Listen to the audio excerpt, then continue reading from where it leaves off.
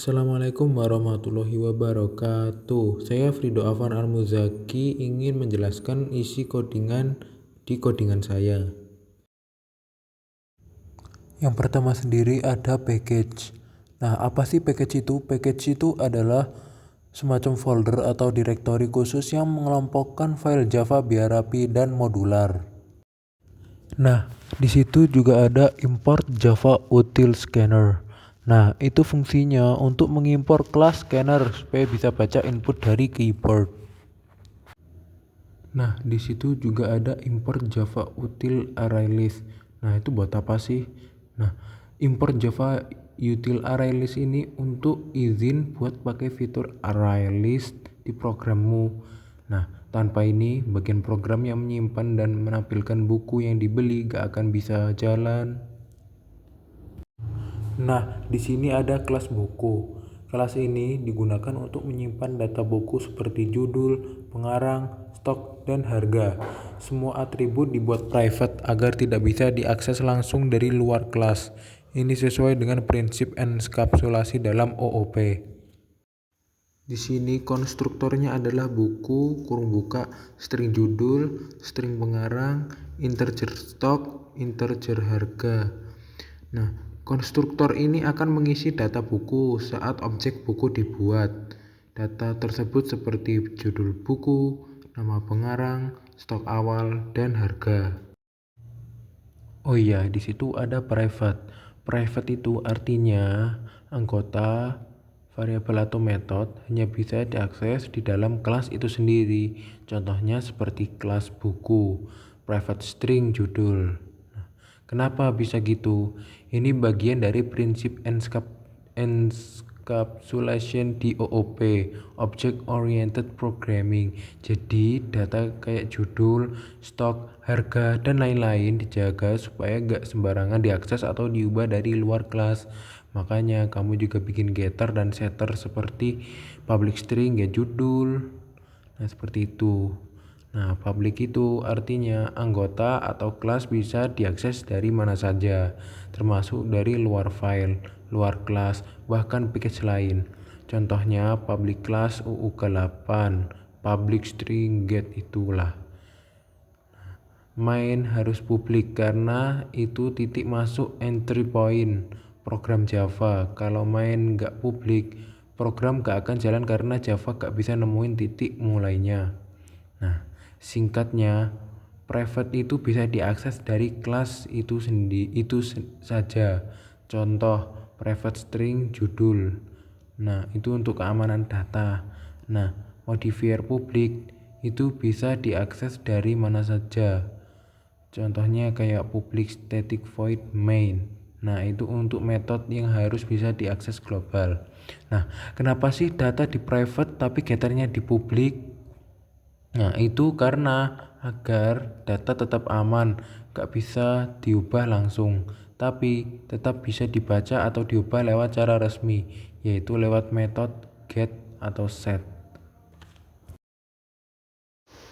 Di situ juga ada getter seperti get judul, get pengarang, get stok, get harga.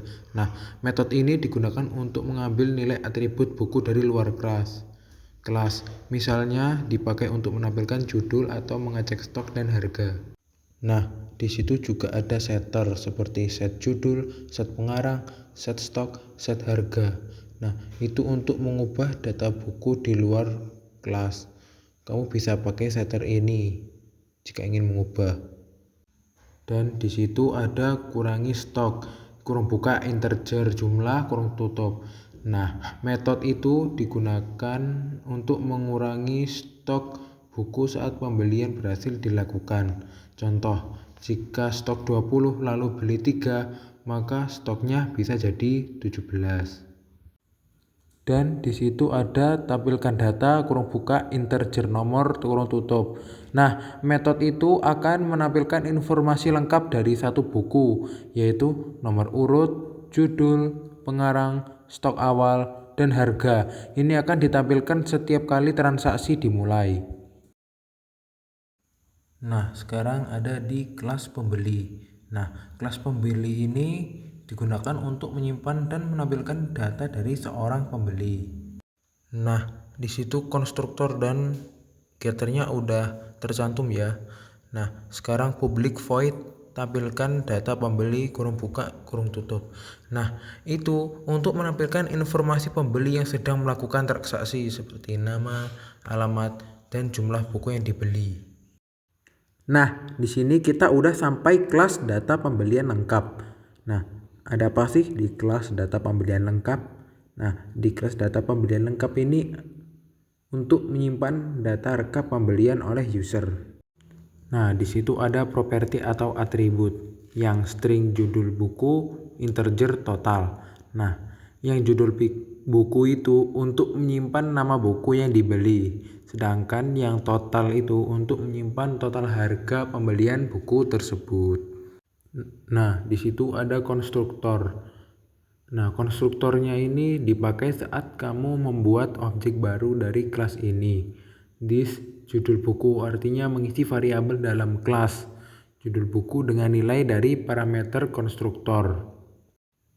Dan di situ ada public void tampilkan rekap sistem out print in judul buku plus judul buku, sistem out print harga rupiah plus total, sistem out print in. Nah, di situ itu adalah metode untuk menampilkan data dan untuk mencetak isi data yang sudah disimpan. Nah, di sini kita udah sampai public class UK8. Ini adalah main class yang dimana ini adalah entry point alias tempat dimana semua proses dimulai dan dijalankan, seperti menampilkan daftar buku, mengelola input pembeli, menjalankan proses pembelian, dan menyimpan dan menampilkan rekap pembelian. Nah, di situ ada public static void main string args. Nah, fungsi main ini adalah titik masuk program Java atau entry point. Nah, semua instruksi dalam program akan mulai dijalankan dari sini. Nah, di situ ada scanner input sama dengan new scanner system in. Nah, itu gunanya untuk mengambil input dari user lewat keyboard. Nah, itu digunakan untuk baca nama, alamat, jumlah buku, dan lain-lain. Nah, itu buku, daftar buku, terus new buku, komik Juki, new buku Crypto Trading Queen, new buku novel Jonathan. Nah, itu adalah inisialisasi buku yang dimana itu membuat array berisi 3 objek buku. Nah, setiap buku mempunyai judul, pengarang, stok, dan harga. Nah, nantinya user akan memilih buku dari daftar ini. Nah, di situ ada string ulang sama dengan 0. Nah, itu adalah variabel untuk menyimpan jawaban user, apakah ingin membeli buku lagi atau tidak. Nah, di situ ada array list, string, daftar pembelian, dan array list, data pembelian lengkap, riwayat lengkap. Nah, itu adalah array list riwayat. Nah, daftar pembelian itu akan menyimpan kalimat ringkas pembelian, dan riwayat lengkap itu nanti menyimpan data pembelian lengkap berupa objek. Nah, di pembelian itu kan ada nama pembeli dan alamat pembeli. Itu adalah input nama dan alamat. Nah, itu nanti untuk menyimpan nama dan alamat pembeli dari input keyboard. Maaf, ada yang terlewat. Nah, itu for integer i sama dengan 0, i daftar buku lens, i++, daftar buku 1, tampilkan data 1 plus 1. Nah, itu adalah looping untuk menampilkan data semua data buku menggunakan metode dari kelas buku. Nah, itu kan ada i+1. Kenapa sih? Nah, di sini memakai i tambah 1 karena untuk menampilkan nomor buku mulai dari angka 1, bukan dari angka 0. Nah, i itu adalah index array. Nah, karena kita manusia biasanya nggak pakai angka 0 saat menghitung, maka kamu tampilkan i+1 biar user lihat buku ke-1 padahal indeks 0. buku kedua padahal indeks 1, dan buku ketiga itu padahal indeks 2. Nah, nanti kalau kamu nggak pakai I+1, user bakal lihat nomor buku 0. Nah, dan itu bisa bikin bingung karena kesannya kayak invalid number. Nah, di situ ada looping do while. Nah, itu digunakan agar user bisa membeli berkali-kali. Selama user menjawab ya, proses akan terus berulang. Nah, di situ ada sistem out print pilih buku 1 sampai 3. Integer pilihan sama dengan integer parse integer input dot next line -1. Nah, di situ ada -1. Kenapa sih ada -1? Nah, itu karena arraynya dimulai dari indeks 0. Nah, di situ ada if pilihan kurang dari 0. Pilihan daftar buku .length sistem out print in nomor buku tidak tersedia continue. Nah, itu adalah validasi nomor buku. Jika user memasukkan angka di luar 1 sampai 3, maka akan dianggap salah. Nah, si continue-nya ini akan langsung melanjutkan perulangan berikutnya. Nah, di situ ada sistem outprint jumlah pembelian. Integer jumlah sama dengan integer dot parse integer input dot next line. Nah, itu adalah input jumlah buku untuk mengetahui berapa banyak buku yang ingin dibeli. Nah, di situ ada if jumlah buku dipilih dot get stock sistem outprint in stok tidak mencukupi transaksi dibatalkan. Nah, itu adalah validasi stok. Itu nanti mengecek apakah jumlah yang diminta lebih besar dari stok yang tersedia. Kalau semisal kalian itu kan stoknya ada 20 tapi kalian ngetiknya 21, itu nanti akan ada tulisan stok tidak mencukupi, transaksi dibatalkan. Nah, di situ ada integer total sama dengan jumlah bintang buku dipilih dot get harga buku dipilih dot kurangi stok jumlah. Nah, itu adalah proses pembelian. Itu nanti akan menghitung total harga dan mengurangi stok buku setelah berhasil dibeli. Di situ ada pembeli sama dengan new pembeli, nama, alamat, jumlah. Nah, itu adalah untuk membuat objek pembeli. Nah, itu nanti akan membuat objek dari kelas pembeli. Nah, itu pembeli dot tampilkan data pembeli dot tampilkan laporan pembelian total. Nah, itu adalah untuk menampilkan info pembeli yang menampilkan data pembeli dan total harga pembelian.